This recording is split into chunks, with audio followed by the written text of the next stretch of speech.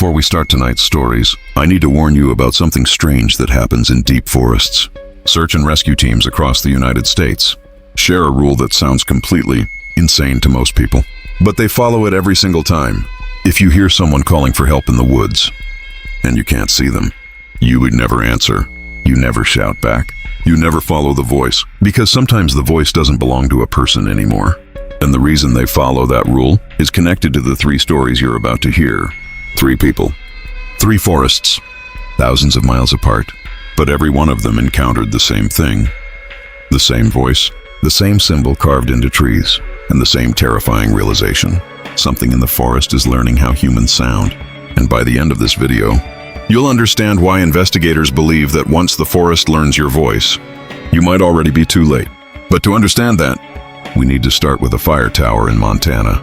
In the night, a man heard something walking beneath him in the dark.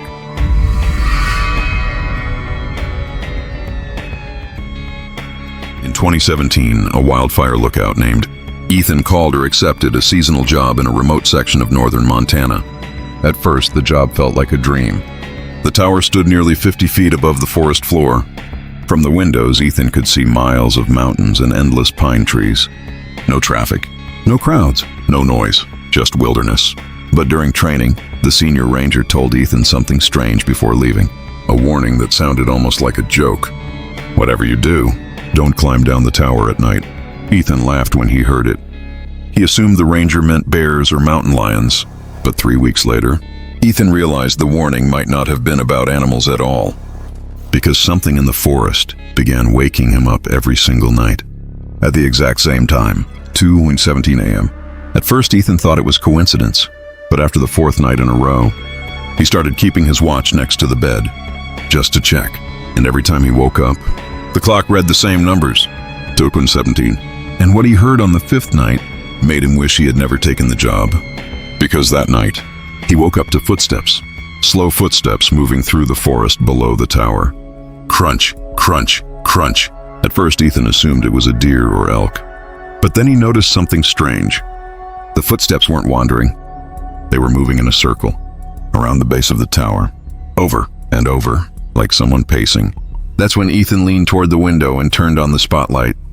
And what he saw didn't match the sound at all, because the forest floor was completely empty. No animal, no person, nothing. But the footsteps kept moving, right beneath him. And that's when he heard the voice. Soft, barely louder than the wind. Ethan? The moment he heard his name, a cold feeling spread through his chest. Because there was one problem with that voice. Nobody should have known he was there. The tower location wasn't public. The nearest ranger station was 12 miles away, and hikers almost never came that deep into the forest. But the voice came again. Ethan?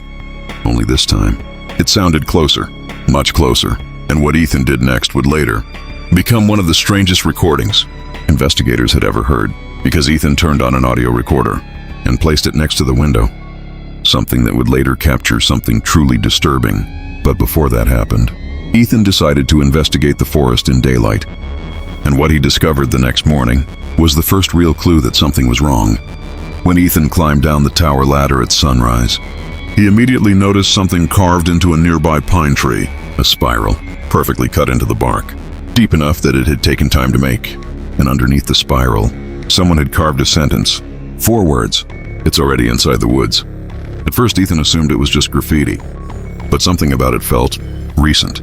The wood inside the carving was still fresh, which meant someone had come to the tower during the night, while Ethan was sleeping above them, watching, and that realization stayed in the back of Ethan's mind all day. But what happened the following night would make the situation far worse, because when Ethan woke up at 2:17 a.m. again, the footsteps had returned. Only this time, there were several of them, more than one person, walking through the darkness below the tower. And then the whispering started. Multiple voices speaking at once, all repeating the same word. Ethan? From different directions, like something was surrounding the tower. But the worst part hadn't happened yet, because seconds later, the radio on Ethan's desk suddenly crackled to life. But the voice coming through wasn't the ranger dispatcher. It sounded distorted, like broken audio played backwards, and it said something that made Ethan freeze. "Come down." Ethan grabbed the radio and asked who it was. but the voice didn't respond. It just repeated the same two words again. "Come down." Then the signal died. The whispering outside stopped, and the forest became completely silent again. But Ethan had the strange feeling that something was still there. Waiting, watching, and when he aimed the spotlight toward the trees one last time, he saw something moving between them. A tall shape, too tall, too thin, its head tilted sideways, and when the light touched its eyes, they reflected back like an animal's. Then it disappeared, back into the forest. But the story didn't end there, because 2 days later, Ethan Calder vanished, and the only thing investigators recovered from the tower was the audio recorder he left running that night. But what they heard on that recording would connect Ethan's story to something happening thousands of miles away.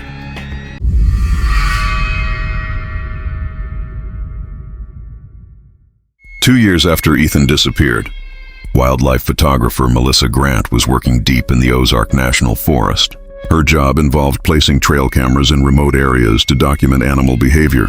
Most of the footage was normal: deer, coyotes, wild pigs. But one camera started activating every night around Abalrubernath Dam. And at first, Melissa thought it was just a glitch, until she watched the footage. Because the first strange clip showed something standing between the trees in the background, a human silhouette, perfectly still, watching the camera. But the next night, the same figure appeared again, in the exact same place, standing between the same trees. And the next night, it appeared again. That's when Melissa zoomed into the footage and noticed something that made her uneasy. The body proportions looked wrong. The arms were too long, the legs looked thin and stretched, and the head was tilted sideways, just like something Ethan described before he vanished. But the next recording was even worse, because now there were 4 figures, standing together, all perfectly still, all staring directly toward the camera. And the final clip is what made Melissa drive back into the forest the next morning. Because one of the figures stepped toward the camera, slowly, almost curiously. Then it crouched close to the lens. The screen filled with static. And just before the recording ended, the microphone captured a whisper. Melissa, her name. But the voice sounded exactly like her own. And when she reached the tree holding the camera the next day, she discovered something that linked her story to Ethan's. Because carved into the bark was the same spiral and the same message: it's already inside the woods. But the real connection between the two stories wouldn't be discovered until years later by a search and rescue volunteer named Daniel Reeves. And what Daniel uncovered suggested something far worse than anyone expected.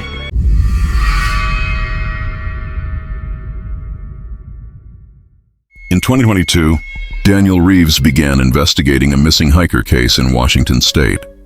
But while reviewing past disappearances, he noticed something disturbing. Multiple cases across the country involved the same details: a spiral carved into trees, voices heard in the forest, and the exact same time, 2:17 a.m. Daniel decided to review the audio recordings recovered from those cases. And when he listened closely, he realized something horrifying.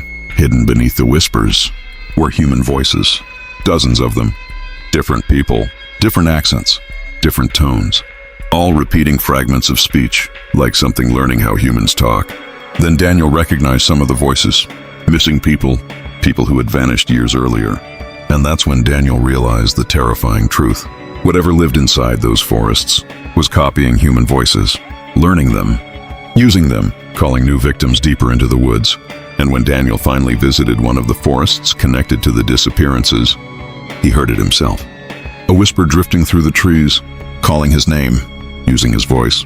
And the next morning, Daniel Reeves disappeared too. But search teams later found a recorder lying in the dirt, still playing, still repeating the same message in Daniel's voice: "Don't come looking for me.